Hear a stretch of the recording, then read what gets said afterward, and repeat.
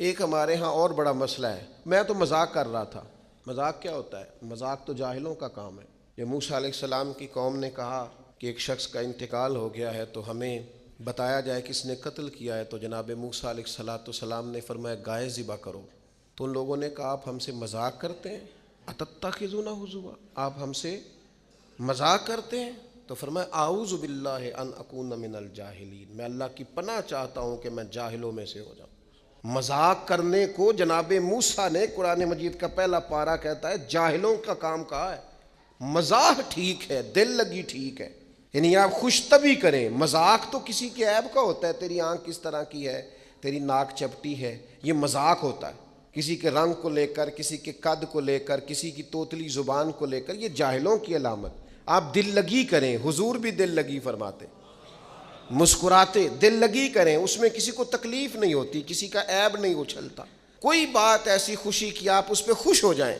لیکن آپ یہ جو رویے ہمارے ہاں پائے جاتے ہیں یہ مذاق ہے، اور مذاق شریعت میں جاہلوں کی علامت ہے۔ حضور فرماتے ہیں قیامت والے دن وہ لوگ جو لوگوں کا مذاق اڑاتے تھے، تکلیف دیتے تھے، قیامت والے دن ان کے ساتھ یہ معاملہ ہوگا کہ جنت کا دروازہ ان کے لیے کھولا جائے گا، پھر بند کر دیا جائے گا، پھر کھولا جائے گا، پھر بند کر دیا جائے گا، پھر کھولا جائے گا اور پھر دوبارہ۔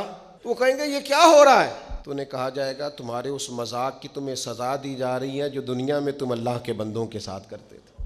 تکلیف دیتے ہیں لوگ۔ یہ کچھ سال پہلے کی بات ہے، آپ کو پتہ ہے ہمارے ہاں اپریل فول بھی منایا جاتا ہے، جھوٹ بولنے کا دن محض۔ تو ایک صاحب تھے بیچارے ہارٹ پیشنٹ، یہ پنجاب کا ہی واقعہ ہے، تو ان کو فون کر دیا کہ تمہارا بھائی ایکسیڈنٹ میں فوت ہو گیا ہے، کسی نے مذاق کیا۔ تو بیچارے ہارٹ پیشنٹ تھے، خبر سن کے ان کو پھر ہارٹ اٹیک ہوا، اللہ کو پیارے ہو، اور بعد میں پتہ چلا کہ کسی نے مذاق کیا، بھائی تو بالکل ٹھیک ٹھاک، آپ کے ایک مذاق نے کسی کی جان لے لی، گھر اجڑ گیا، عورت بیوہ ہو گئی، بچے یتیم ہو گئے، اور آپ مذاق کر رہے تھے، تکلیف دے رہے تھے، آپ آزمائش میں مبتلا کر رہے تھے۔